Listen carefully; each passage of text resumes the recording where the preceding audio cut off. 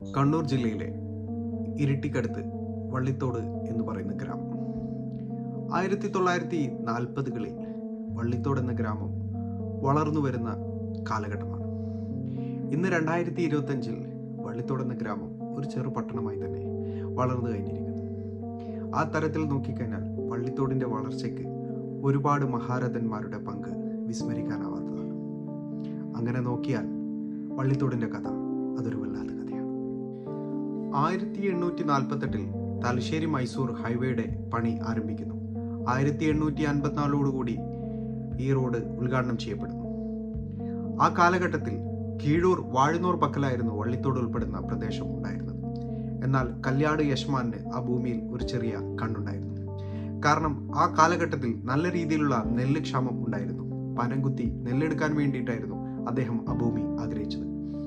എന്നാൽ കീഴൂർ വാഴുന്നൂർ ആ ഭൂമി വിട്ടുകൊടുത്തില്ല. തുടർന്ന് അവിടെ ഒരു വലിയ യുദ്ധം തന്നെ നടക്കുകയാണ്. മരം വീണ കണ്ടിയിൽ വെച്ച് നടന്ന യുദ്ധത്തിൽ ഒരുപാട് ആളുകൾ മരിക്കുന്നു. അങ്ങനെ അവസാനം കീഴൂർ വാഴുന്നൂർ കല്യാട് യശമാനന്റെ മുന്നിൽ അടിയറ പറയേണ്ടി വരികയാണ്. തന്തോട് മുതൽ കുടക് വനമേഖല ഉൾപ്പെടുന്ന ഏരിയ പൂർണ്ണമായും കല്യാട് യശമാനന്റെ കയ്യിൽ വരുന്നു. 1930 ഇരിട്ടിപ്പാലവും കൂട്ടുപുഴ പാലവും യാഥാർത്ഥ്യമാവുന്നു. കണ്ണൂരിന്റെ പ്രതാപം വരുന്നതിന് മുമ്പ് തലശ്ശേരിയിൽ വന്ന് ട്രെയിൻ ഇറങ്ങി ആളുകൾ കാൽനടയായും കാളവണ്ടിയിലും പിന്നീട് മരക്കരി ഉപയോഗിച്ച് ഓടുന്ന ലോറികളും ഈ പ്രദേശത്തേക്ക് വരുന്നു. ഈ കാലഘട്ടത്തിൽ വള്ളിത്തോടിനേക്കാൾ പ്രാധാന്യം കുന്നോത്തിനുണ്ടായിരുന്നു. കാരണം ഇവരുടെയൊക്കെ ഒരു പ്രധാന താവളം കുന്നോത്തായിരുന്നു. പിന്നീട് ചെറിയ രീതിയിലുള്ള ജനവാസം ഈ മേഖലയിൽ തുടങ്ങുകയാണ്. ആദ്യ കാലഘട്ടത്തിൽ കൂത്തുപറമ്പിൽ നിന്ന് വന്ന ഹിന്ദു വിഭാഗമാണ് ഇവിടെ ജനവാസത്തിന് തുടക്കമിട്ടത്. അതിൽ നിങ്കിലേരി നാരായണൻ നമ്പ്യാർക്ക് വലിയ പങ്കുണ്ട്. 1921 നിങ്കിലേരി നാരായണൻ നമ്പ്യാർ ഇവിടെ വീട് വെച്ച് താമസം ആരംഭിക്കുകയാണ്. സ്വാഭാവികമായും ഒരു ജനവാസ മേഖല ഉണ്ടായിക്കഴിഞ്ഞാൽ അവശ്യ സാധനങ്ങൾ വേണ്ടിവരും. ഇങ്ങനെയുള്ള കച്ചവടങ്ങൾക്ക് വേണ്ടിയിട്ടാണ് മുസ്ലിങ്ങളുടെ വരവ്. അതിൽ ഏറ്റവും സുപ്രധാനമായ വ്യക്തിയാണ് മന്നമത്ത് അബ്ദുൽ ഹാജി.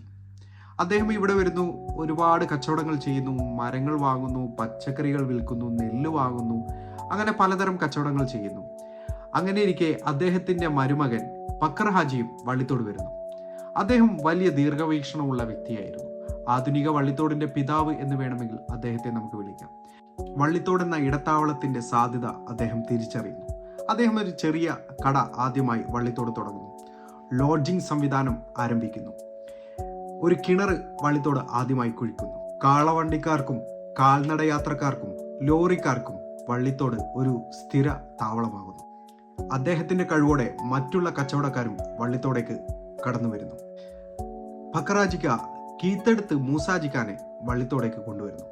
അപാരമായ ധൈര്യമുള്ള വ്യക്തിയായിരുന്നു ഈ കീത്തെടുത്ത് മൂസാജിക്ക. അദ്ദേഹത്തിന് മരക്കച്ചവടത്തിന്റെ സാധ്യതകൾ പറഞ്ഞു മനസ്സിലാക്കി കൊടുക്കും. ഈ കാലഘട്ടമായപ്പോഴേക്കും മരക്കരി ഉപയോഗിച്ചുള്ള ലോറികൾ വ്യാപകമായി.